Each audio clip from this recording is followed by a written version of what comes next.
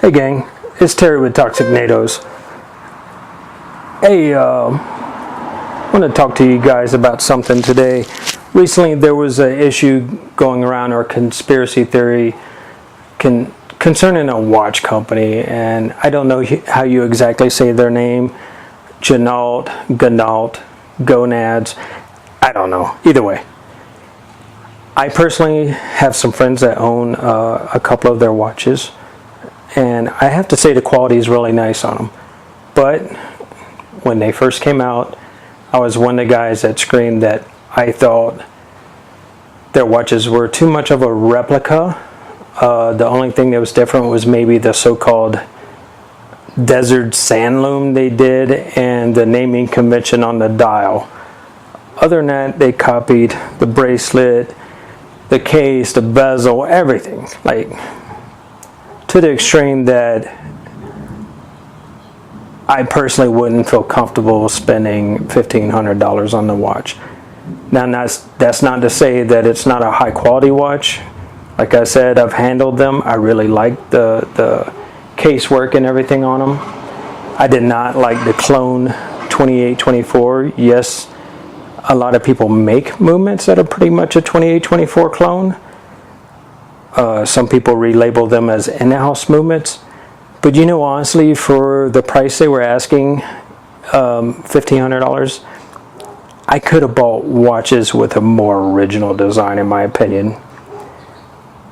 So, but like I said, this is my personal stance. A lot of guys, like I mentioned, I know that have them, enjoy them, and that's all that matters. You know, that's all that matters about watches, cars, everything. Take, for example, this Scurfa. It is loosely based off of a Submariner, and the only thing you can really pinpoint towards a Submariner maybe is the case design a little bit and the crown guards, and maybe the font on the bezel, but there's not much. So for me, a homage can borrow certain elements from another watch because they're all kind of loosely tied to each other in a way. Heck, I used to collect Marcello C watches back about 10 or 12 years ago, and a lot of people considered them homages, and so did I. But you know, the only thing homage on them was the case shape and the bezel insert and Mercedes hands. The case was not the same cut. The bracelet was not the same cut, but it did or could be mistaken for a Rolex Submariner.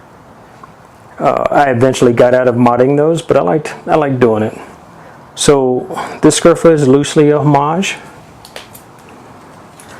This Boulder Explorer is loosely a homage.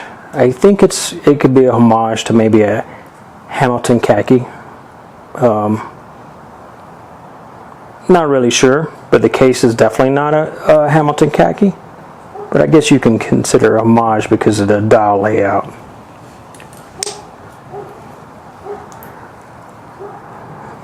Tucker Skytrain, definitely not a homage to anything, and it cost about the same price as a Ginault or gonads, whatever you want to call it, and it comes with a 2836. I'd totally rather buy this than the one-for-one Ginault Rolex copy. So this is the Grand Seiko SBGX 117. I think this could be loosely considered homage to a Rolex Submariner, like barely, like a real small amount. Some people says it does look like one, some says it doesn't. I personally do not think it does. If a big black watch that has shiny silver parts on it is a homage, then this watch is a homage. But other than that, I do not agree with it being a homage. So this is a tough subject because, you know, a lot of people get really bent out of shape on what they consider homage and not a homage. for me, it's changed over the years. 15 years ago or so, I didn't really give two thoughts about it. When Ginault came out, you know, it kind of changed that a little bit for me. It crossed the line, in my opinion. And the recent conspiracy going on around with it, it was already there, but now it's kind of out in the open. And there's another watch that some people call a homage, and I absolutely believe it can be considered a fake. And that's this one. What is this, you ask? This is an Alpha Daytona. You know what's different between this and a Rolex? Of course, the movement and the finish of the watch is not as nice as a Rolex. But dial-wise and layout-wise, the only thing that is different is the Alpha. And there's some red text right here, I think, that might be a little different. But other than that, this watch is pretty much a copy. Now, I did not buy this watch. This watch was given to me in a trade out for some work. I do not wear this watch because personally it crosses the line, and I can't wear anything I do not believe in. You know, has the same Rolex Radley bracelet. Not a bad watch. I think this is a seagull movement. I don't even know if it runs good because I know it winds up and everything, but I don't give a crap about it because it just pushes the line way too far for me, a lot like the Ginault watch.